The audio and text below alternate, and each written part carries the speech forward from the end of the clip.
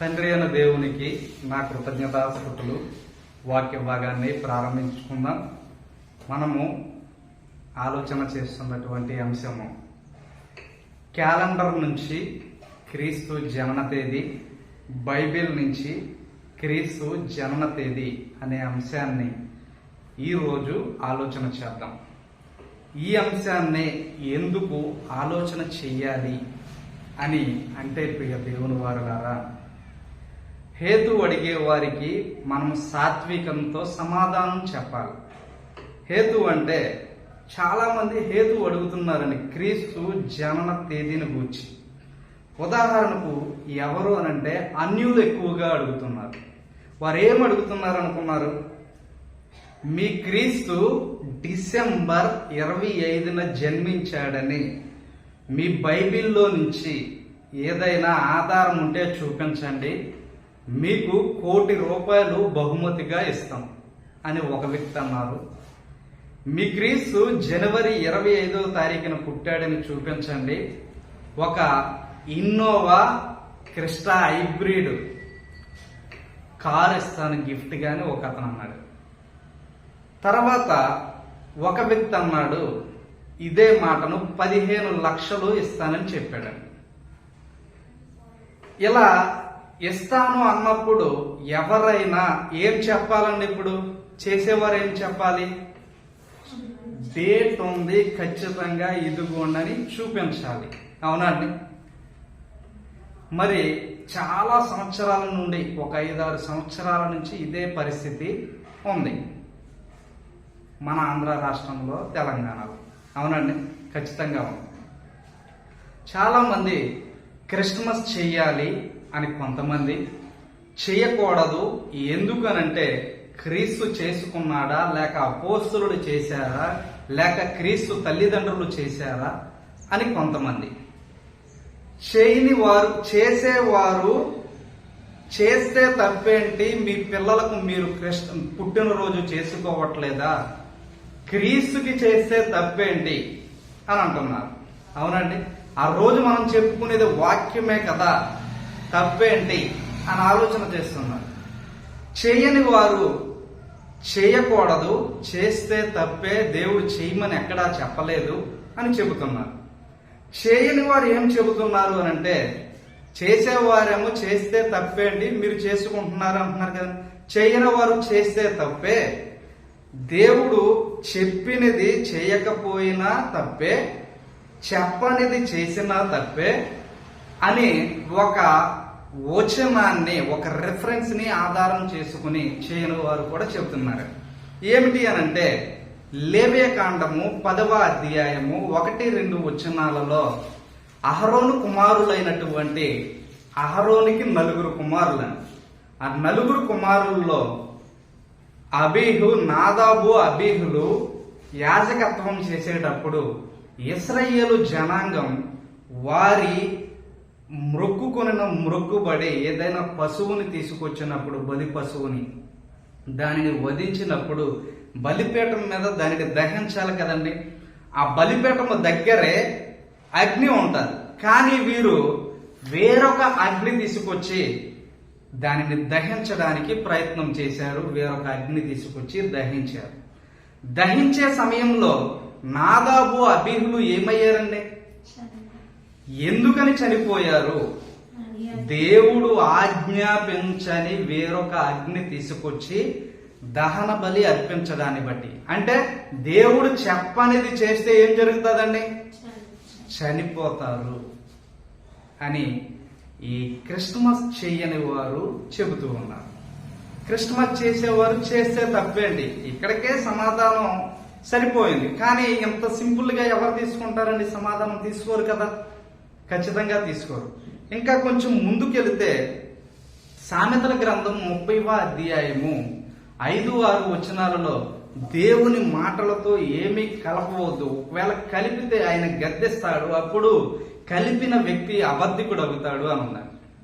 ప్రకటన గ్రంథం 22వ అధ్యాయం 18-19 వచనాలలో కలిపితే పరిస్థితి ఏమిటి అనంటే తెగులు వస్తాయి, తీసివేస్తే పరిస్థితి ఏమిటి అనంటే పరిశుద్ధ పట్టణంలో జీవవృక్షంలో పాలు ఉండదు.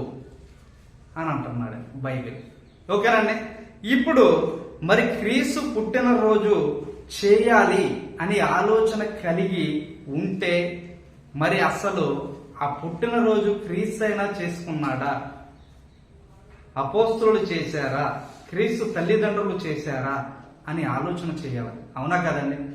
మొదట దీని గురించి ఒక విషయాన్ని చిన్నగా సింపుల్ గా చెప్పి ముందుకు కొనసాగుతాను. లూకా సువార్త 2వ అధ్యాయము 7 నుంచి 10 వచనాల దగ్గర మనము చూస్తే అక్కడ విషయం ఏమి ఉంటుందంటే 8 నుంచి 10 వచనాలు. ఆ దేశంలో కొందరు 11 వరకు చదవండి. ఆ దేశంలో కొందరు గొర్రెల కాపరులతో దూత కనిపించి ఏం చెబుతాడు అనంటే, మీకు పలానా చోట క్రీస్తు అనే ఆయన పుట్టాడు, మీరు అక్కడికి వెళ్ళండి అని చెప్పినప్పుడు ఆ పుట్టింది ఎప్పుడు అని ఉంటుంది అని అంటే 11వ వచనం చదువుతున్నాను.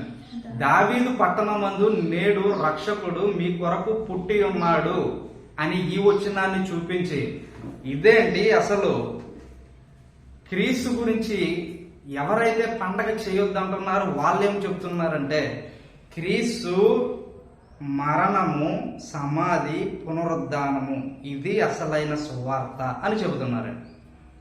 చేసేవారు ఏం చెబుతున్నారు అంటే, పుట్టకుండా ఎలా చనిపోతాడు? ముందు పుడితేనే కదా చనిపోయేది. ఇదిగో అసలు పుట్టలేదా అనే దగ్గరికి తీసుకెళ్లిపోతున్నారు. పుట్టాడు, పుట్టలేదని వాళ్ళు చెప్పట్లేదండి చేయని వారు. అవునా అండి? పుట్టకుండా ఎలా చనిపోతాడండి? ఆ విషయం అందరికీ తెలుసు. పుట్టడాన్ని బట్టే చనిపోతాడు.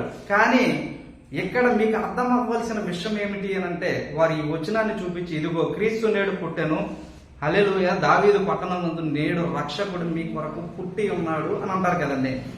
అయితే ఆ వచనం వాస్తవమే, కానీ అది డిసెంబర్ 25 కదా. క్రీస్తు పుట్టినది డిసెంబర్ 25 నిజమేనా?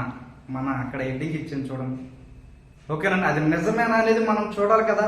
ఇప్పుడు కానీ ఇక్కడ వచనం ఏముంది? 11వ వచనంలో దావీదు పట్టణమందు నేడు రక్షకుడు మీ కొరకు పుట్టి ఉన్నాడు.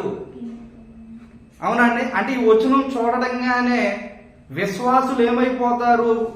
పాస్టర్ బోధించేటప్పుడు ఇదిగో ఉంది కదా, పుట్టలేదని చెప్పట్లేదని, పుడితేనే చనిపోయాడు. కానీ మనకున్న సువార్త ఏమిటి అని అంటే, ఆయన మరణము, సమాధి, పునరుద్ధానము. కొరింథీయులకు రాసినటువంటి మొదటి పత్రిక 15:1-3 వచనాల్లో ఉంటుందండి. చదవద్ది, విషయం చెప్పేశాను.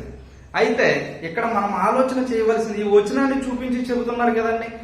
ఇక్కడ ఒక్కసారి ట్యాగ్ పెట్టుకుని మత్తయి సువార్త 2వ అధ్యాయం దగ్గరికి వస్తే, ఆ 2వ అధ్యాయంలో పరిస్థితి ఏమిటి అని ఆలోచన చేస్తే, ప్రియ దేవుని వారులారా, 10వ వచనం అండి.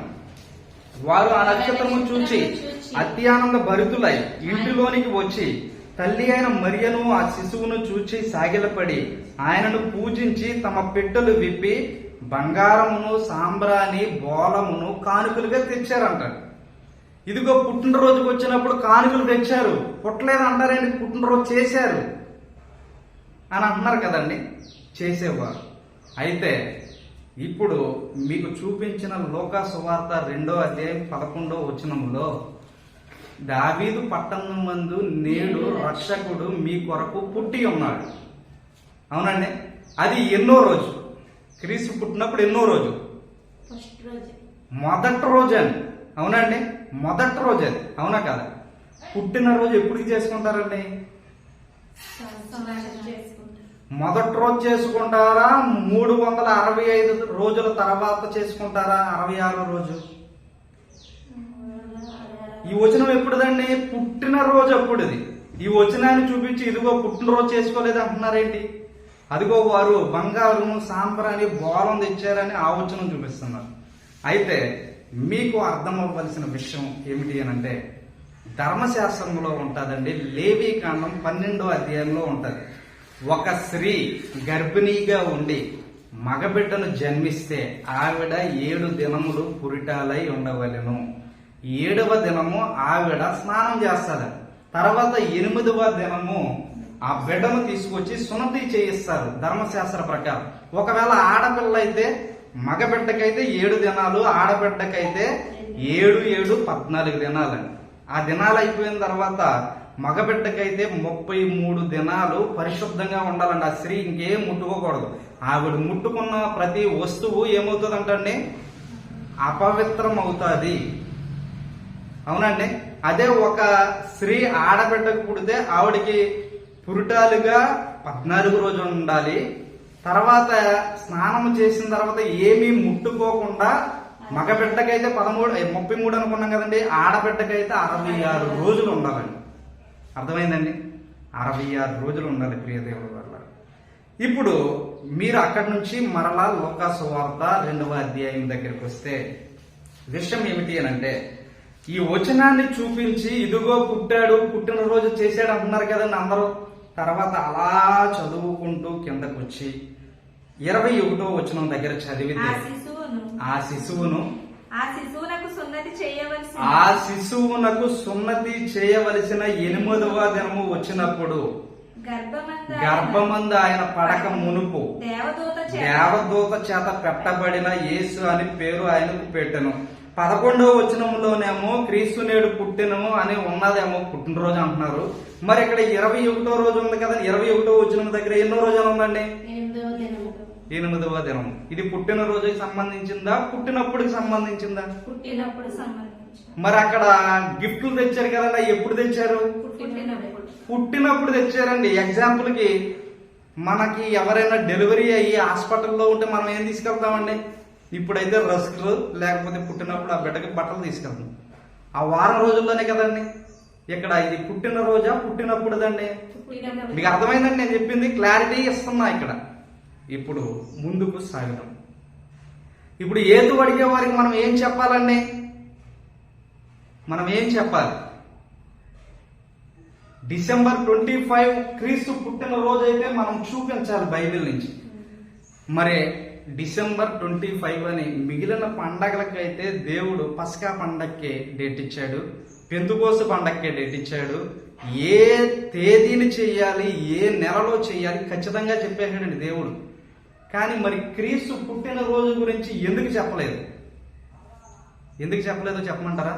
యోహాను సువార్త ఆఖరి అధ్యాయంలో ఒక మాట ఉందండి. యోహాను సువార్త ఆఖరి అధ్యాయం ఆఖరి వచనములో యేసు చేసిన కార్యములు ఇంకాను అనేకములు కలవు, వాటిలో ప్రతి దానిని వివరించి రాసిన ఎడల అట్లు రాయబడిన గ్రంథానికి ఈ భూలోకమైన చాలదు. అంటే క్రీస్తు పుట్టుక గురించి ఎందుకు వదిలేశాడు అని అంటే, ఆయన గురించి మొత్తం రాయాలంటే సరిపోదంటండి. అవునండి, మొత్తం రాయాలంటే సరిపోదు. గనుక ఏది అవసరమో, నీకు ఏది మెయినో అది మాత్రమే రాయించాడు. ఆయన పుట్టినరోజు చేయాలి అనేది ఎందుకు రాయించలేదు? ఉదాహరణకు మీరు చదువుకున్నారు కదా, పరీక్షలు 10th పబ్లిక్ ఎగ్జామ్ రాశారు కదండి. అందులో 10 ప్రశ్నలు ఇచ్చి ఇందులో 7 ఆటలకి సమాధానం రాయాలి. అవునండి, 7 ఆటలకి రాసిన తర్వాత ఇంకేం రాయొచ్చండి? మిగిలిన 3 కూడా నీకు అవకాశం ఉంటే, టైం ఉంటే రాసుకోవచ్చు. ఆ 3 కూడా రాసేసిన తర్వాత ఇంకా నా టెక్స్ట్ బుక్ లో చాలా ప్రశ్నలు ఉన్నాయని ఎవరన్నా రాస్తారండి? ఇవ్వని ప్రశ్నలు రాస్తారా? ఇవ్వని ప్రశ్నలు రాస్తే మాస్టర్ మార్కులు వేస్తారా? వెయ్యరు. ఉపయోగం లేదు కానీ రాసిన. అలాగే నీకు క్రీస్తు పుట్టిన రోజును గురించి ఇవ్వనప్పుడు నువ్వు తాను చేసిన నీకు మార్కులు వేయడు. పైగా నాదాబు అబీహుడికి ఏం జరిగింది? వేరొక అగ్ని తెచ్చినందుకు చనిపోయాడు. మనం కలిపి చెరిపే అనేకుల వలె ఉండొద్దండి. కలిపితే తెగులు తెచ్చుకోవడం ఎందుకు? తీసివేసి జీవవృక్షంలో పరిశుద్ధ పట్టణంలో పాలు లేకుండా చేసుకోవడం ఎందుకు? ఆలోచన చేస్తున్నారండి. ఇప్పుడు మన అంశంలోకి వెళ్దాం ప్రియ దేవుని వారు. మన పాఠం పేరేంటండి? క్యాలెండర్లో ఉన్నటువంటి క్రీస్తు జనన తేదీ, బైబిల్లో ఉన్నటువంటి క్రీస్తు జనన తేదీ. అవునండి, ఖచ్చితంగా ఆలోచన చేయాలి. ఇప్పుడు క్రీస్తు జనన తేదీ గురించి లూకా సువార్తలో స్పష్టంగా ఒక విషయాన్ని బట్టి మనం తెలుసుకోవచ్చండి. ఆ లూకా గారు ఎలా రాశారనుకున్నారు? చాలా కష్టపడ్డాడండి ఆయన. లూకా సువార్తలోకి వెళ్తే ఆ లూకా అనే ఆయన ఎలా రాశాడు అని అంటే, పూర్వపరాలు ఆలోచన చేసి పూర్వం దగ్గరికి వెళ్ళి, ఇక్కడ పుట్టినరోజు అనే విషయం ఎక్కడా లేదు కదా, క్రీస్తు నేడు పుట్టాడు అని ఉంది. ఏ దినాన పుట్టాడో, డిసెంబర్ 25న పుట్టాడో అని అక్కడ ఇవ్వలేదు. కాబట్టి ఇది ఎలా అయినా ఆయన పరిశోధన చేయాలి అని ధర్మశాస్త్రంలోకి వెళ్ళి ధర్మశాస్త్రంలో నుండి ఆయన ఏం తీసుకున్నాడో చూద్దామండి. లూకాసు వార్త 1వ అధ్యాయము 5వ వచనం నుంచి చదవండి. యోధా దేశపు రాజైన యోదయ దేశపు రాజైన హేరోదు దినములలో అబియా తరగతిలోనున్న జకర్యా అని ఒక యాజకుడు ఉండెను. అతని భార్య అహరోను కుమార్తెలలో ఒకటి. ఆమె పేరు ఎలిజబెత్. వీరిద్దరూ ప్రభు యొక్క సకలమైన ఆజ్ఞల చొప్పునను న్యాయ విధుల చొప్పునను నిరపరాధులుగా నడుచుకొనుచు దేవుని దృష్టికి నీతిమంతులై ఉండిరి. ఎలిజబెత్ గొడ్రాలైనందున వారికి పిల్లలు లేకపోయెను. మరియు వారిద్దరు బహుకాలము గడిచిన వృద్ధులండి. ఒక నిమిషం అక్కడ సరిపోతుంది. ఇప్పుడు వీరిద్దరు బహుకాలం గడిచిన వృద్ధులు, వీరికి పిల్లలు లేరు. ఇప్పుడు జకర్యా అనే ఆయన యాజకుడు. ఆయన ఏ టైంలో చేస్తున్నాడండి? యోదయ దేశపు రాజైన హేరోదు దినములలో అబియా తరగతిలోనున్న జకర్యా. అవునండి, అబియా తరగతిలో ఉన్నాడు జకర్యా. ఈ అబియా అనే ఆయన జకర్యాకి పితరుడండి, పూర్వీకుడు. అవునండి. ఇప్పుడు ఈ అబియా అనే ఆయన్ని పట్టుకుంటే ఈ జకర్యా అనే ఆయన ఏ రోజుల్లో యాజకత్వం చేస్తున్నాడు అనేది మనకి ఖచ్చితంగా తెలుస్తుంది. ఓకేనండి. ఇప్పుడు యాజకత్వం చేయడానికి మోషే అహరోను ఉన్న రోజుల్లో వీరు ఈ రోజులలో యాజకత్వం చేయాలి అని నిర్ణయింపబడలేదు. ఏ రోజుల్లో నిర్ణయింపబడింది అనుకున్నారు? దావీదు రాజుగా ఉన్న కాలములో యాజకత్వం చేయడానికి ఎవరు ఏ పని చేయాలో నిర్ణయింపబడిందండి. ఇక్కడేమో యాజకుల గురించి, యాజకులు ఏ పని చేయాలో, ఏ టైంలో యాజకత్వం చేయాలో అనేది ఉంది. 27వ అధ్యాయంలో సేనాధిపతుల గురించి ఉంటుంది. వారు ఏ టైంలో కాపలా కాయాలి, యుద్ధాలకు వెళ్ళాలి, ఎవరు అనేది 27వ అధ్యాయంలో ఈ దినవృత్తాంతాల గ్రంథంలోనే ఉంటదండి. దినవృత్తాంతాలు గ్రంథము మొదటి గ్రంథము 24వ అధ్యాయంలో మనం చూస్తున్నాం. ఇప్పుడు 1 నుంచి చదవండి. అహరోను సంతతి వారికి కలిగిన వంతులేవనగా అహరోను కుమారుడు నాదాబు అబీహులు. నాదాబు అబీహులు ఎవరు అనుకున్నారు? ముందు చెప్పాము చూడండి, వేరొక అగ్ని తెచ్చారని చెప్పి వారండి. వారిద్దరు ఇంకా తర్వాత చదవండి. ఎలియాజరు ఈతామారు నాదాబును అబీహును సంతతి లేకుండా వేరొక అగ్ని తేవడాన్ని బట్టి వీరిద్దరూ చనిపోయారు. ఇంకెంతమంది మిగిలారండి? అహరోను కుమారుల్లో ఇద్దరు మిగిలారు. ఆ వారి పేర్లు ఏమిటి అని అంటే, ఒక అతను ఎలియాజరు, రెండవ వ్యక్తి ఈతామారు. వీరిద్దరిని యాజకత్వానికి నియమించిన వ్యక్తి ఎవరు అంటే 3వ వచనం దగ్గర ఉందండి. దావీదు ఎలియాజరు సంతతి వారిలో సాదోకును, ఈతామారు సంతతి వారిలో అహిమేలెకును ఏర్పరచి వారి వారి జనము యొక్క లెక్కను బట్టి పని నియమించెను.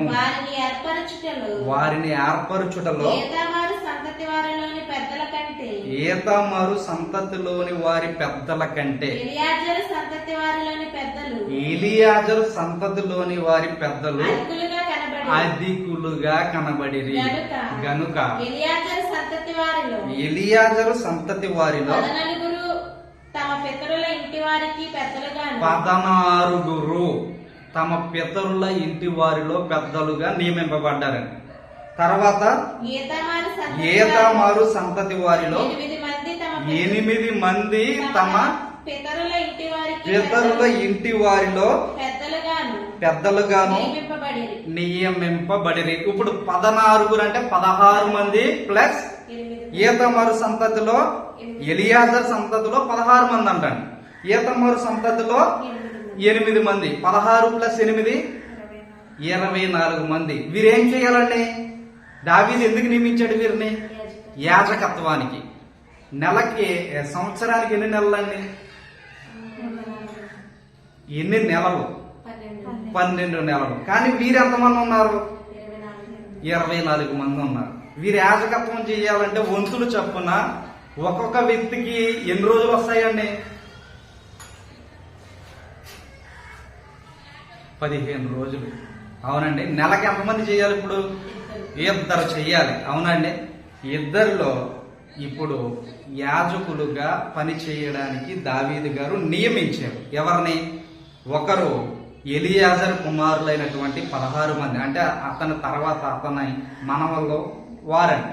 తర్వాత ఈతమరు సంతతిలో 8 మంది, అంటే అతని మనవలు. మొత్తం 24 మంది వీరిని నియమించాడు. ఎవరు ఏ నెలలో యాజకత్వం చేయాలో నిర్ణయించడానికి వారికి చీటీలు వేసాడండి. ఈ ఎలియాజరు కుటుంబీకులందరి ఒక డబ్బాలో, ఈతమరు సంతతి వారి ఒక డబ్బాలో చీట్లు వేసాడండి. ఇప్పుడు చీట్లు తీసాడు అనమాట. మొదటి వ్యక్తి దానిలో నుంచి ఒక చీటి, ఎలియాజర్ దాంట్లో నుంచి ఒక చీటి అండి, ఈతమరు దానిలో నుంచి ఒక చీటి. అవునా అండి? ఇప్పుడు చీట్లు తీసేటప్పుడు ఎలా వస్తున్నాయి అనేది చూద్దాం. ఇక్కడ అంతా అదే ఉందండి, చీట్లు వేసారు అనేది. అది వదిలేసి మనము 7వ వచనం దగ్గరికి వస్తున్నాం. మొదటి చీటి యెహోయారీబునకు, రెండవది యోదాయాకు, మూడవది అరిమునకు, నాలుగవది సెయిరీమునకు, ఐదవది మల్కియాకు, ఆరవది మియామీనకు, ఏడవది అక్కోజునకు, ఎనిమిదవది మనం ఇక్కడికి ఎందుకు వచ్చామండి? అబియా తరగతి తెలుసుకోవడానికి వచ్చాం. ఇప్పుడు 8వది ఎవరికి వచ్చిందండి? జకరియా పితరుడు అయినటువంటి అబియా. అవునండి. ఇది కావాలి. మిగిలిన వారు కూడా చీట్లు వేశారు, అందరి వచ్చినాయండి. మనకి మెయిన్ వ్యక్తి ఎవరు ఇప్పుడు? అబియా. మనము జకరియా గారి దగ్గర చూస్తే లోకా సువార్తలో మనం చూసాం కదండి, మొదటి అధ్యాయంలో. ఇప్పుడు మొదటి అధ్యాయములో ఈ అబియా తరగతి ఎన్నవ నెలలో వస్తుంది అనేది ఇప్పుడు మన పాఠం. అర్థమైందండి? ఇప్పుడు అబియా తరగతిలో ఎవరున్నారండి? అబియా అంటే ఏ నెల? ఆలోచన చేస్తున్నారండి. అబియా 8 మందికి, అంటే 24 మందికి పంచారు కదండి నెలలో. 8వ వ్యక్తి ఎన్నో నెలలో ఉంటాడు?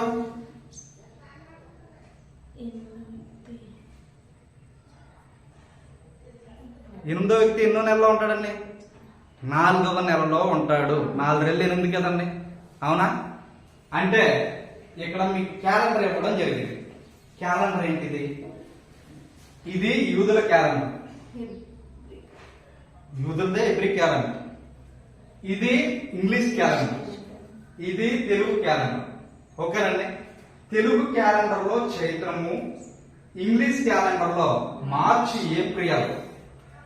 హిబ్రూ క్యాలెండర్ లో అబీబు, నిసాన్. అబీబ్ అన్న నిసాన్ అన్న ఒకటేనండి. ఈ అబీబుకే 2 పేర్లు ఉన్నాయన్నమాట. దీనికి ఆధారం ఏమైనా ఉందా? అబీబు మార్చి నెల అని చెప్పడానికి ఆధారం ఏమైనా ఉందంటే ద్వితీయోపదేశకాండం 16:1. అక్కడ అబీబు నెల అని ఉంటుంది, చదవవసరం. చైత్రము అనేది మన తెలుగు క్యాలెండర్ ప్రకారము మార్చి నెల, అది మనకి ఫస్ట్ నెల. అందుకనే తెలుగు సంవత్సరాది అని అంటారు చూడండి. మార్చే ఫస్ట్ అండి ఎవరికైనా. ఇక్కడ ఈ మార్చి నెలలో మనం సంవత్సరాలు చేస్తాం. అందుకనే బ్యాంకు దగ్గర లెక్కలు కూడా ఏ నెలలో చూస్తారండి? మార్చి ఎండింగ్ అంటారు చూడండి. అక్కడే సంవత్సరం స్టార్టింగ్ అనమాట. ఈ మార్చ్, చైత్రం అనేది ఇంగ్లీష్ నెలల ప్రకారం మార్చి, ఏప్రిల్. అలాగే అబీబు నెల. ఓకేనా? ఈ నెలలన్నీ మీకు ఇచ్చేసాను. ఏ నెల ఏంటనేది మీకు క్లారిటీగా ఇచ్చాను.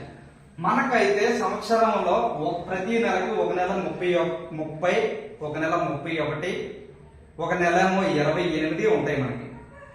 ఒక నెల మాత్రమే 28, మిగిలినవన్నీ 30, 31 ఉంటాయి. కానీ ఈ హిబ్రూ క్యాలెండర్ కి ఒక నెలలో, ఒక నెలకి 30 రోజులు, ఒక నెలకి 29 రోజులు, ఒక నెల 30, అలా అన్ని నెలలు యాజ్ తీజ్ అండి. ఒక నెల 30, ఒక నెల 29. అయితే హిబ్రూ నెలకు సంవత్సరానికి ఎన్ని రోజులు అంటే 354 రోజులు. ఇది నీకెలా తెలిసాయంటే నేను అప్పుడేం కొట్టలేదు, నాకు తెలియదండి. నేను గూగుల్లో సెర్చ్ చేశాను, మీరు కూడా సెర్చ్ చేయండి, మీకు అదే వస్తుంది. ఓకేనండి, మీరు ఆలోచన చేయాలి. ఇప్పుడు ఈ క్యాలెండర్ అంతా మీకు ఇచ్చాను కదండి. ఈ క్యాలెండర్ లో 8వ వ్యక్తికి ఎన్నో నెలలో వచ్చిందండి యాజకత్వం చేయవలసిన బాధ్యత? 4వ నెల. అంటే వారి హీబ్రూ క్యాలెండర్ ప్రకారం ఏ నెలలో చూద్దాం. తమ్మూజ్ అనేది 4వ నెల. అంతే కదండి. మొదటి భాగం ఎవరు యాజకత్వం చేస్తారు అని ఉందండి. అక్కడ మీరు చదివారు కదా. 7వ వ్యక్తి ఎవరండి ఆ 4వ భాగంలో? 7వ వ్యక్తి అక్కోజునకు. 8వ వ్యక్తి ఎవరండి? అబియా. అవునండి, అబియా అంటే ఇక్కడ జకరియా గారు వచ్చేసారు. అబియా స్థానంలో జకరియా గారు ఉన్నారు. జకరియా ఈ తమ్మూజ్ అనే నెలలో యాజకత్వం చేయడానికి వచ్చాడు. మొదటి భాగం ఎవరు చేస్తారండి? అక్కూజు. 2వ భాగం ఎవరు చేస్తారు? జూలై 1st వీక్ లో ఈయన చేస్తారని జకరియా గారు చేస్తారు. జూలై 1st భాగంలో అంటే ఒక నెలని 2 భాగాలు. మొదటి 15 రోజులు ఒక భాగం, తర్వాత 16 నుంచి 30 వరకు లేక 29 వరకు ఒక భాగం అన్నమాట ఈ క్యాలెండర్ ప్రకారం. మీకు అర్థమైంది కదండి ఎక్కడి వరకు నేను చెప్పింది?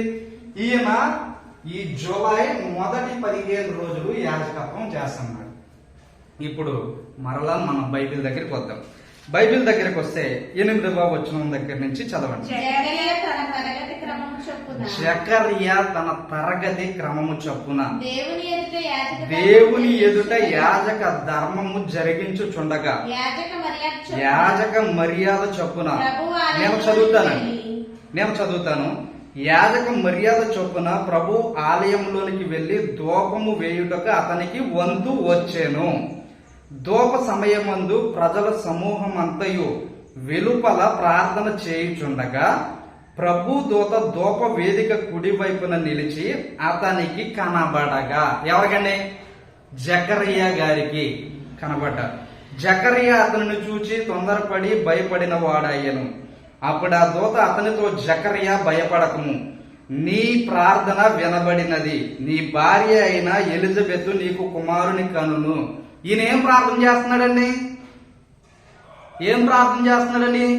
జకరియా గారు నాకు పిల్లలు లేరు అని ప్రార్థన చేస్తున్నాడు ఆయన. ఆ ప్రార్థన వినబడింది అని ఇక్కడ ఎవరు చెబుతున్నారు అని అంటే దూత జకరియాతో చెబుతున్నాడండి. నీ ఎక్కడి వరకు చదివాం? ప్రభు దూత ధూపవేదిక కుడివైపున నిలిచి అతనికి కనబడగా జకరియా అతనిని చూచి తొందరపడి భయపడిన వాడాయను. అప్పుడు ఆ దూత అతనితో, జకరియా భయపడకము, నీ ప్రార్థన వినబడినది, నీ భార్య అయిన ఎలిజబెత్ నీకు కుమారుని కనును, అతనికి యోహాను అని పేరు పెట్టుదువు. అతడు ప్రభు దృష్టికి గొప్పవాడై ద్రాక్షారసమైనను మద్యమైనను త్రాగక తల్లి గర్భమున పుట్టినది మొదలుకొని పరిశుద్ధాత్మతో నిండుకొనిన వాడై ఇశ్రాయేలీయులలో అనేకులను ప్రభువైన వారి దేవుని వైపుకు త్రిప్పును అని ఈ జకరియా యొక్క కుమారుడు గురించి అంటే యోహాను, బాప్తిస్మం ఇచ్చే యోహాను గారి గురించి ఆ దూత జకరియా గారితో చెబుతున్నప్పుడు మరియు అతడు తండ్రుల హృదయము పిల్లల తట్టునకును అవిధేయులైన నీతిమంతుల జ్ఞానం అనుసరించుటకు త్రిప్పి ప్రభు కొరకు ఆయత్తపడి ఉన్న ప్రజలను సిద్ధపరచుటకై ఏలియా యొక్కయు ఆత్మను శక్తియు గలవాడై ఆయనకు ముందుగా వెలును గనుక నీకు సంతోషమును మహా ఆనందమును కలుగును. అతడు పుట్టినందుకున అనేకులు సంతోషించుదురని జకరియా చెప్పాడు. ఎవరు? దూత చెబుతున్నాడు. అప్పుడు జకరియా గారు అంటున్నారండి, జకరియా ఇది నాకెలాగూ తెలియను, నేను ముసలివాడను, నా భార్య బహు కాలము గడిచినదని ఆ దూతతో చెప్పగా దూత, నేను దేవుని సమ్ముఖమందు నిలుచు గాబ్రియేలును నీతో మాటలాడుటకు ఈ సువార్తమానము నీకు తెలుపుటకు పంపబడితిని మరియు నా మాటలు వాటి కాలమందు నెరవేరును. ఇవన్నీ చెప్పిన తర్వాతనే ఎవరు నమ్మలేదంటండి? నీవు వాటిని నమ్మలేదు గనుక ఈ సంగతులు జరుగు దినము వరకు నీవు మాటలాడక నీవు మౌనంగా మాటలాడక మౌనంగా ఉంటావు అని అతనితో అతనితో చెప్పాడు. ఈయన రోజు ప్రార్థన చేస్తున్నాడు కానీ నమ్మలేదంటండి పిల్లోడు పుడతాడు నీకంటే. అవునండి, ఎవరు పుడతారంటే యోహాను గారు పుడతారంటే జకరియా గారు నమ్మలేదండి. నమ్మనప్పుడు పరిస్థితి ఏమిటి అని అంటే ఇంకా ఆయన మాట్లాడకుండా ఆయన నోరు అలా ఉండిపోయిందండి. ఆయన బయటకు వచ్చాడు, ఏం మాట్లాడలేకపోతున్నాడు. అప్పుడు పరిస్థితి ఏమిటి అని అంటే 22 నుంచి చదవండి.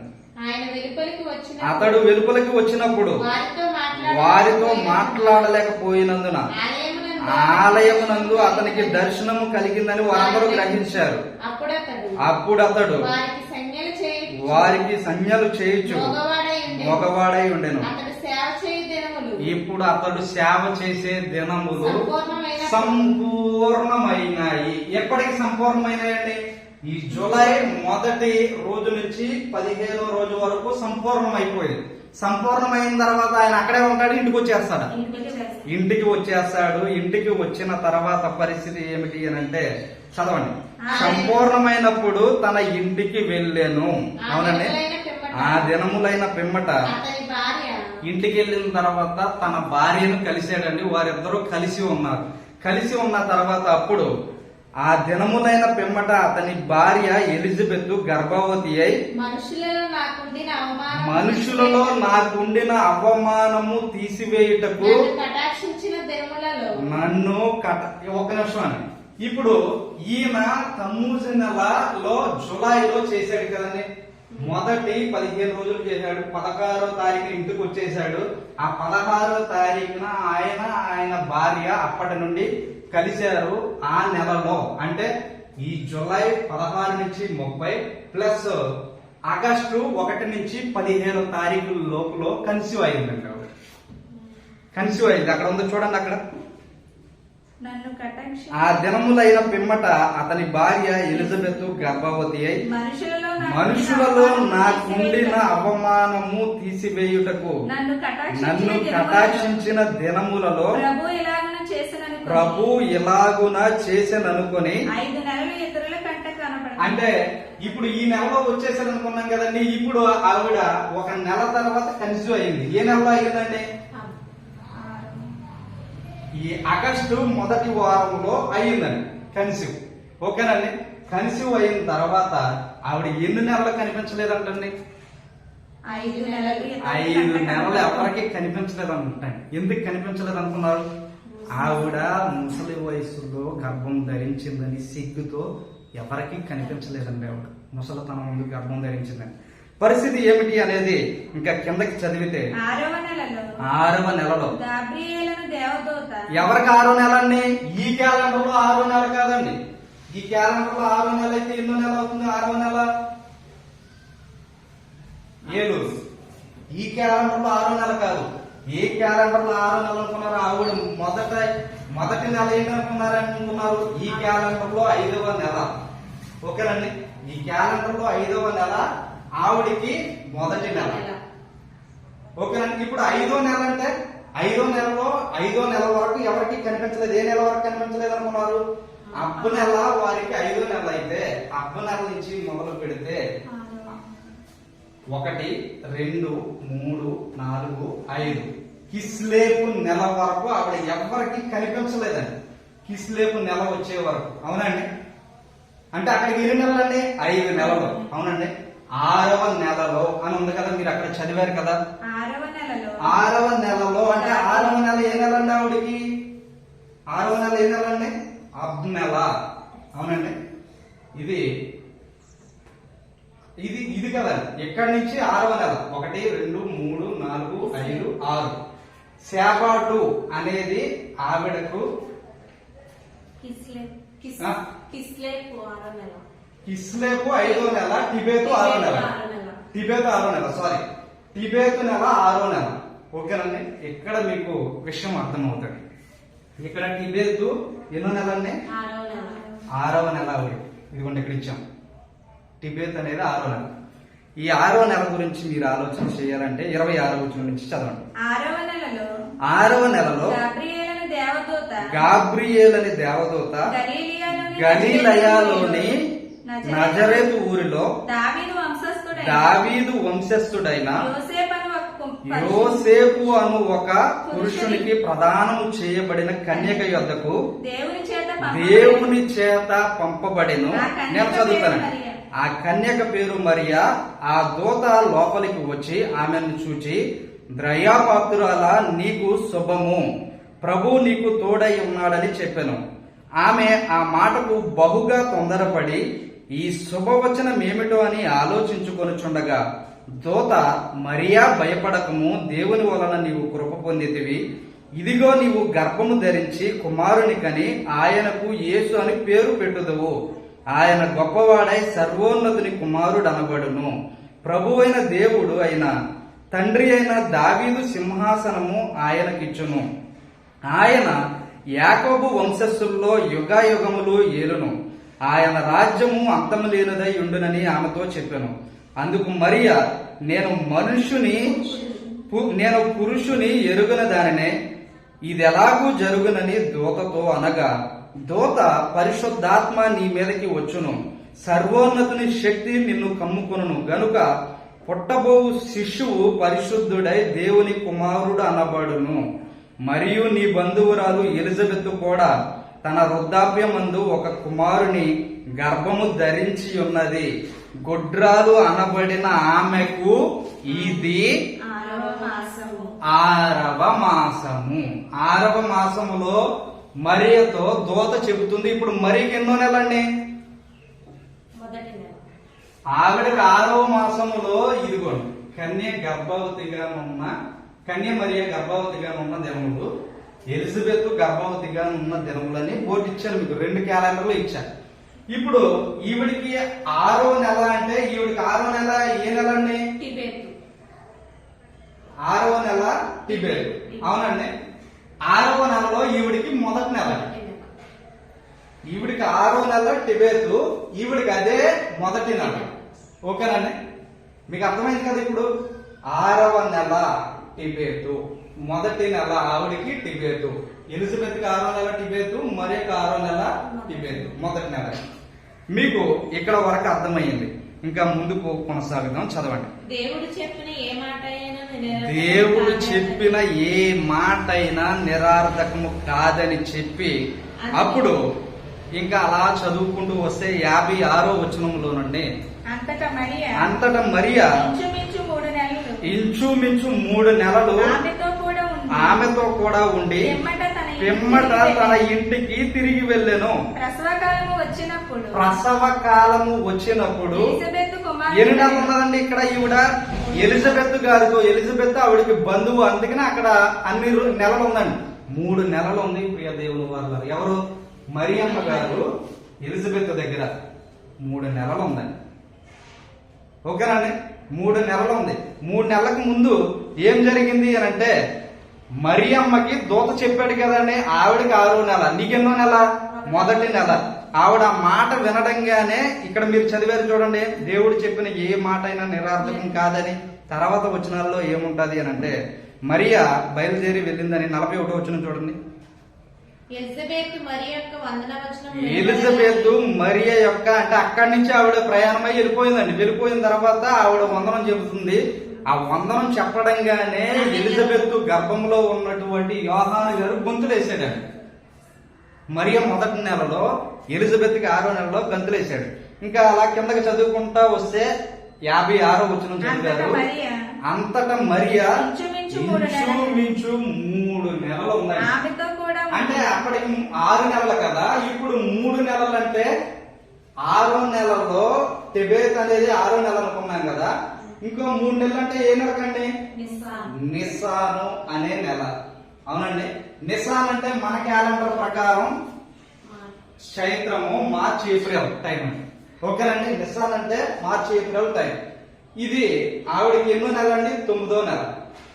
అవునండి, వైద్య శాస్త్ర ప్రకారం ఏ బిడ్డ పుట్టాలన్నా మినిమం 280 రోజులు పడుతుందండి ఒక గర్భంలో శిశువు ఫలదీకరణమై జన్మించడానికి. ఓకేనండి, ఇప్పుడు ఆవిడకు ప్రసవ దినములు నిండినప్పుడు అని ఉంది కదండి. ఇప్పుడు ఆవిడికి ఎన్నో నెల వస్తుందండి మరి అమ్మగారికి? 3వ నెల. ఓకేనండి, ఆవిడకేమో 3వ నెల, ఈవిడికేమో 9వ నెల. ఆవిడికి 4వ నెల అండి, ఈవిడికి 9వ నెల. ఇంకా మనం ముందుకు కొనసాగితే ఇవన్నీ చదువుకుంటూ వస్తే క్రీస్తు పుట్టుక దగ్గరికి వచ్చేసరికి టెబేతు అనేది ఆయనకి మొదటి నెల అయితే, తర్వాత ఇక్కడ టెబేతు అనేది ఏదండి? ఇది మొదటి నెల అండి. 1, 2, 3 అవునండి, 3 మళ్ళా 4, 5, 6, 7, 8, 9, 10.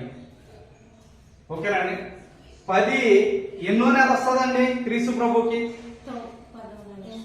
ఆవిడ కూడా సంపూర్ణముగా ఎన్ని నెలలకు కన్నాదంటే నెలలు నిండిన తర్వాతే. క్రీస్తు ప్రభు ముందు గాని వెనకాల గాని పుట్టలేదండి. కొంతమంది ముందు పుట్టేస్తా ఉంటారు కదా, అతన్ని ఏమంటారు? ముందు పుట్టినోడిని నెల తక్కువ అని అంటారు కదండి.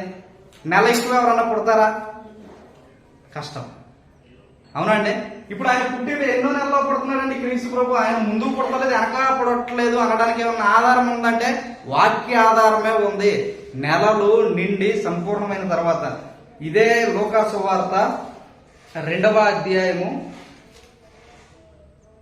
6వ వచనం చదవండి. వారక్కడ ఉన్నప్పుడు ఆమె ప్రసవ దినములు నిండెను గనుక. ఎవరికండి? మరియమ్మకి. ఓకేనండి, ముందు మీరు చూసిన దానిలో 1వ అధ్యాయం 56వ వచనంలో ఆవిడికి ప్రసవించే కాలము నిండినందున అని ఏమో ఎలిజబెత్. ఇక్కడ 2వ అధ్యాయము 6వ వచనంలోనేమో మరియమ్మది. ఆమెకు ప్రసవ దినములు నిండెను గనుక తన తొలుసూలి కుమారుని కన్నారు. ఇక్కడ మీకు అర్థమవలసిన విషయం ఏంటి అంటే, ఈవిడికి యతానీము, యూదుల క్యాలెండర్, ఎబ్రీ క్యాలెండర్ ప్రకారం యతానీము అనే నెలలో 10 నెలలు నిండితే ఆమె గర్భవతి అయినప్పటి నుంచి జన్మించే సమయానికి 280 రోజులు మినిమం. ఏ నెలలో జన్మిస్తాడండి ఇప్పుడైనా క్రీస్తు ప్రభు? మన క్యాలెండర్ ప్రకారం అంటే ఆవిడకి 10వ నెల ఏంటండి? యతానీము, కృషి అనేది. ఇక్కడ యతానీము అనేది ఏ నెల అండి? సెప్టెంబర్, అక్టోబర్ మధ్యలో. క్రీస్తు పుట్టింది ఏ నెల అంటే సెప్టెంబర్ లాస్ట్ లో గాని, అక్టోబర్ మొదటి 1 నుంచి 15 రోజుల్లో గానండి. డేట్ క్లియర్ గా ఇచ్చాడండి, క్లియర్ గా ఇవ్వాల. ఇక్కడ వరకే దేవుడు తెలియపరిచాడు, అక్కడ వరకే చెప్పగలం. ఒకవేళ అనుకుంటే అక్టోబర్ లాస్ట్ లో అంటే నెలలో సంపూర్ణంగా నిండిని అని ఇక్కడ ఉంది కదండి, ఆమె ప్రసవ దినములు నిండినప్పుడు. అంటే ఈ అక్టోబర్ 1 నుంచి 15 తేదీలలో, తారీఖులలో ఆయన జన్మించి ఉండాలి. ప్రియదేవుల వల్ల మీకు అర్థమైందండి? క్లారిటీ ఉందా? ఇక్కడ వరకు ఏదన్నా సందేహం ఉందా? ఇప్పుడు క్రీస్తు ప్రభు ఏ నెలలో పుట్టాడు అని అంటే మీరేం చెప్తారండి? ఇక్కడ మీకు అసలు ఇది ఒరిజినల్ క్యాలెండర్ అండి, మన క్యాలెండర్ లో కన్వర్ట్ చేశాం. ఇది ఎలిజబెత్ గర్భవతిగా ఉన్న కాలం. గర్భవతిగా ఉన్నప్పుడు ఈవిడ ఎలిజబెత్ ఏ నెలలో గర్భవతి అయ్యిందంటే ఇబ్రూ క్యాలెండర్ ప్రకారం 5వ నెలలో అయ్యింది. మన క్యాలెండర్ ప్రకారం ఆవిడ 5వ నెలలో గర్భవతి అయింది కాబట్టి 5వ నెల 1వ నెల అయితే, 6వ నెల 2వ నెల, 7వ నెల 3, అలా చెప్పుకుంటూ వస్తే 10వ నెల జీపియర్ లో ఆయన యోహాను గారు పుట్టారండి. జీపియర్ అంటే ఏప్రిల్ మే టైంలో యోహాను గారు పుట్టారు. 6 నెలలు యేసు ప్రభు యోహాను కంటే చిన్నవాడు అనేది మనం చూసాం కదండి ఇంత క్రితమే. ఇప్పుడు చిన్నవాడైతే ఎప్పటికి పుట్టాలండి ఆయన? యతానీము కృషి. ఇక్కడ ఎప్పుడు పుట్టాడు అనుకున్నామండి మనం? జీపు అనే నెలలో పుట్టాడు. 1, 2, 3, 4, 5, 6. యతానీము సరిపోయిందండి. క్రీస్తు ప్రభు ఏ నెలలో పుట్టాడండి? యతానీము. యతానీము అంటే ఏ నెల అండి? సెప్టెంబర్, అక్టోబర్ టైంలో. ఆలోచన చేస్తున్నారండి. ఇక్కడ మీరు ఈ నెల అనుకుంటే ఒకరండి, క్రీస్తు పుట్టింది ఏ టైము? చలికాలమా వేసవకాలమా? ఎన్ని నెలలు ఉంటుందండి చలికాలం? చనిపోయింది చలికాలమే, అవునా? ఇప్పుడు అందుకనే మీరు ఒక విషయం అర్థం చేసుకోవాలి. ఏంటంటే క్రీస్తు పుట్టినప్పుడు క్రీస్తుకి ఎన్ని సంవత్సరాలు అంటే ఏం చెప్తారండి? ఎన్ని సంవత్సరాలు బ్రతికాడంటే 33.5 అంటారు కదా. ఎక్కడి నుంచి లెక్క పెట్టుకోండి. అక్టోబర్ అంటే అక్టోబర్, ఇటు చూడండి, నా వైపు చూడండి. పుట్టిన 6 నెలలు చూపిస్తున్నా. అక్టోబర్, నవంబర్, డిసెంబర్, జనవరి, ఫిబ్రవరి, మార్చ్. ఎన్ని నెలలు అయిందండి? 6 నెలలు అయింది కదండి. 6 నెలలు చూపించామా? 33.5 అంటారు చూడు. 6 నెలలు ఎవరు చూపించవు. ఒకవేళ ఇలా కాదనుకుంటే డిసెంబర్ నుంచి 6 నెలలు లెక్కెట్టండి. ఎప్పటికి వస్తుంది? చనిపోయింది ఏ నెలలో అవుతాడు? మే, జనవరి నుంచి లెక్కేయాలండి. డిసెంబర్లో 5 రోజులే మిగిలినాయి. జనవరి, ఫిబ్రవరి, మార్చి, ఏప్రిల్, మే, జూన్ లో చలికాలం అండి. మరి చలికాలం చనిపోయాడని ఎలా చెప్తారు? వర్షాకాలం అది. మీకు ఇప్పుడు సరిపోయిందండి? ఈ లెక్క సరిపోయిందా? ఆలోచన చేయాలి ప్రియదేవుడు వారు. దీన్ని బట్టి క్రీస్తు పుట్టుక డిసెంబర్లోనా అక్టోబర్లోనా? మన క్యాలెండర్కి అన్వయిస్తే ఆయన పుట్టింది అక్టోబర్లో. యతనీం అనే నెల, వారికి ఎబ్రీ నెల. అవునండి, మీకు అర్థమైంది కదా ఇక్కడ వరకు? అయితే ఎబ్రీ నెల ప్రకారం యతనీము, మన నెల ప్రకారం అక్టోబరు. ఇక నుండి మీరు క్రిస్టమస్ డిసెంబర్లో చెయ్యొద్దు, అక్టోబర్లో చెయ్యండి అని చెప్పట్లేదండి నేను. ఎంత కష్టపడింది మీరు అక్టోబర్లో మార్చమని చెప్పడానికి కాదు. పండగల గురించి దేవుడు ఏం చెప్పాడో చూస్తారా? ఆమోసు గ్రంథము 2వ అధ్యాయము, యెహోషువ గ్రంథము 2వ అధ్యాయము 11వ వచనం చదవండి. దాని వేటకాండ్రు చూచుచుండగా నేను దాని పోకిరితనమును బయలుపరుతున్నా. నా చేతిలో నుండి దానిని విడిపించువాడు ఒక్కడను లేకపోవును. దాని ఉత్సవ కాలములను, పండగలను, అమావాస్యలను, విశ్రాంతి దినములను, నియామక కాలములను మాన్పిందును. ఏం మాన్పిస్తానన్నాడండి? పండగల్ని మాన్పిస్తానని చెప్పాడు. అవునండి, దేవుడు పండగలు మాన్పిస్తానన్నాడు. అలాగే ఆమోసు గ్రంథము 5వ అధ్యాయము 21 నుంచి 23 వచనాలు చూడండి. మీ పండగ దినములను నేను అసహించుకున్నాను. మీరు పండగ చేస్తున్నారు, ఆ దినాలను నేను అసహించుకుంటున్నాను, వాటిని నీచముగా ఎంచుచున్నాను. మీ వ్రత దినములలో కలుగు వాసనను నేను ఆగ్రహింపనొల్లను. అలాగే ఇదే ఆమోసు గ్రంథము 8వ అధ్యాయం 10వ వచనం చదవండి. మీ పండగ దినములను దుఃఖ దినములుగాను, మీ పాటలను ప్రలాపములుగాను మార్చుదును. ఓకేనండి. నెక్స్ట్ గలతీ పత్రిక 4వ అధ్యాయము 8 నుంచి 11 వచనాలు చదవండి. ఆ కాలమందైతే మీరు దేవునిని ఎరుగని వారై ఉండి నిజమునకు దేవుని కాని వారికి దాసులై ఉంటిరు గాని ఇప్పుడు మీరు దేవునిని ఎరిగిన వారు మరీ విశేషముగా దేవుని చేత ఎరుగబడిన వారై ఉన్నారు గనుక బలహీనమైనవి నిష్ప్రయోజనమైనవినైనా మూల పాఠముల తట్టు మరలా తిరగనేలా, మునుపటి వలె మరలా వాటికి దాసులై ఉండగోరనేలా మీరు దినములను, మాసములను, ఉత్సవ కాలములను, మీరు దినాలను ఆచరిస్తున్నారన్నది చూడండి.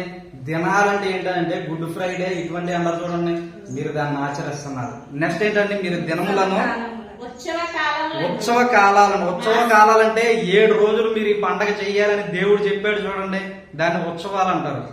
ఒక రోజు కంటే ఎక్కువ చేసేదాన్ని ఉత్సవాలు అంటారు. మాసములు అని అంటే నెలలను కూడా ఆచరిస్తున్నారండి. ఏ రోజులు? శ్రమకాలం, నెల రోజులు, 40 రోజులు అంటారు చూడండి.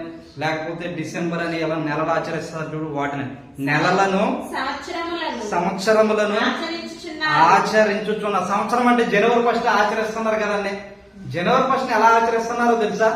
క్రీస్తు పుట్టింది డిసెంబర్ 25 అని చెప్పి, డిసెంబర్ 25 తర్వాత 8వ దినము సున్నతి చేయాలి కదండి. 25ను పుడితే 25, 26, 27, 28, 29, 30, 7 రోజులండి. 8వ రోజు సున్నతి చేయాలి కదా. సున్నతి చేసిందేమో మొదటి రోజు అని మనోళ్ళు కల్పించి చెబుతున్నారు. సంబంధం ఉందండి దానికి దీనికి. ఇంకా చదవండి. మీ విషయమై నేను పడిన కష్టం మీ విషయమై నేను పడిన కష్టం వ్యర్థమైపోతుందేమో అని మిమ్మును గూర్చి భయపడుతున్నాను అని చెప్పి ఆ గ్రంథకర్త తెలియపరుస్తున్నాడు. ప్రియ దేవుని వారలారా, యెషయా గ్రంథము ఇంకా చదువుదామండి. యెషయా గ్రంథము 1వ అధ్యాయం 12-4 వచనాలలో పండగలే చేయొద్దని చెప్పాడండి. ఆ పండగల్లో మీరు ఏం చేస్తున్నారంటే చదవండి. ఉజ్జియా యోతాము. అవును, యెషయా గ్రంథం 1వ అధ్యాయము 12-14 వరకు.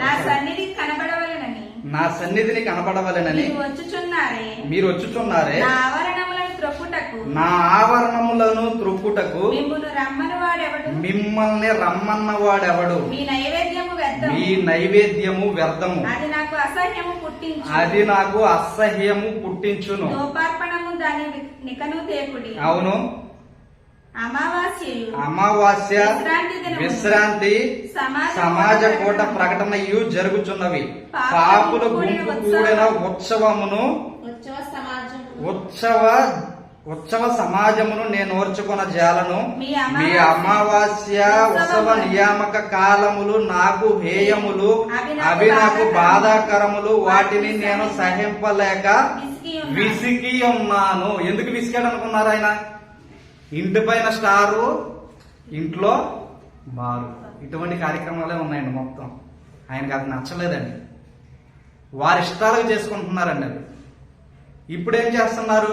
డాన్సులు, డీజే డాన్సులు అండి. ఆయనకు నచ్చట్లేదండి. అందుకని ఆయన వార్చలేక నేను మాన్పించేస్తానని చెప్పాడు కదా. మీ మాటలు మీరు చదివారు కదా. కొలసీ పత్రిక 2వ అధ్యాయం 16వ వచనం చదువుకుని, కాబట్టి అన్నపానముల విషయంలోనైనను పండగ, అమావాస్య, విశ్రాంతి అను వాటి విషయంలోనైనను మీకు తీర్పు తీర్చడానికి ఎవ్వనికి అవకాశం ఇయ్యకుడి. ఏ విషయంలో తీర్పు తీరుస్తానంటున్నాడండి? పండగ, అమావాస్య, విశ్రాంతి అను వాటి విషయంలో మీకు తీర్పు తీర్చే అవకాశం ఎవ్వరికి ఇవ్వద్దు. చేస్తే తప్పేంటి, చేస్తే తప్పే అని చెప్తుందండి. చెయ్యొద్దని చెప్తున్నాడు. మాన్పించేస్తున్నాడు, మాన్పించేసాడు. ఆలోచన చేస్తున్నారండి. క్రీస్తు పుట్టింది ఏ నెలలోనండి? యోధ క్యాలెండర్ ప్రకారం యతనీము త్రిషి అని అంటే మన క్యాలెండర్ లోకి అన్వయిస్తే సెప్టెంబర్, అక్టోబర్. తెలుగులో అయితే ఆశ్వాయుజం. అర్థమైందండి? ఇప్పటి వరకు ఓపికగా విన్న మీ అందరికీ నా కృతజ్ఞతలు తెలియజేస్తున్నాను. ఈ వాక్యం నేను చెప్పింది డిసెంబర్ 25 క్రిస్మస్ మానేసి అక్టోబర్ మధ్యలో చేయండి అని కాదు. దేవుడు మాన్పించాడు, మీరు మానాలని ప్రభు పేరట తెలియజేస్తున్నాను. ఓపికగా విన్న మీ అందరికీ నా ప్రత్యేకమైన వందనాలు. అందరికీ వందనాలు.